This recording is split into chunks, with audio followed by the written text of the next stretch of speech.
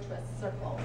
A healthy economy contributes to physical health, and physical health can in turn contribute to a healthy economy. So we have found in the research we've done, in the analysis we've done, and also done by other people, that many costs and revenues are directly linked to development. The way that you grow, the land uses that you have contribute to costs and revenues. Factors that contribute to this is, where has development occurred? What type? Is it single family housing? Is it retail? Is it office, industrial?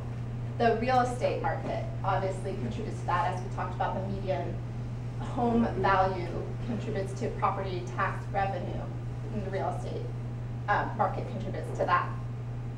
How are you growing? Are you growing? Is the population going up or declining? And also, what types of infrastructure and services are required to serve new development? If you are growing, is there capacity within the existing infrastructure system, or does that need to be expanded? And in turn, who pays for that if infrastructure does need to be expanded? And so many of these factors are things that a city can influence and plays a role in. But there are other factors that a city doesn't necessarily have control over. So some of these are county and state policies. The homestead exemption is an example of a state policy that was passed. Cities are not able to change that. Of course, our recent national and global economy resulted in this graph to the right here, where housing values in all these different markets declined very significantly. Inflation is another important and significant factor. Some costs borne by cities are, you can cut them. A city is able to control some costs. Other costs, such as pension obligations, may be tied to inflation or other factors that are beyond a city's control. After some decisions are made, it may go then beyond the city's control to control that. So what does smart growth have to do with this?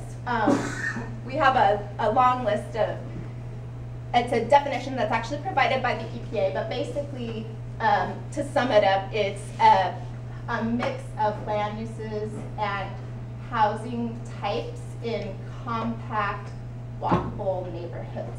So you can read that at your leisure, but what does this mean for what we're talking about? When we think about smart growth and how it impacts fiscal health, we are thinking about these issues. What a city can do: build on existing assets, target private investments, or try and direct private investments or development to desired locations. Allow growth to happen where you want it to happen. And also make strategic short-term decisions with the long-term in mind. So by this, we are referring to, you may have some long-term goals, but some short-term opportunities become available. So keep in mind, build on previous efforts and public investments, build capacity and a track record for getting things done, and take advantage of available funding or other opportunities that may come your way as they become available, if they're consistent with your long-term goals and vision for the community. I'm going to go through some of the fiscal and economic benefits that are associated with the type of development we're discussing, and this draws on some examples from some other communities.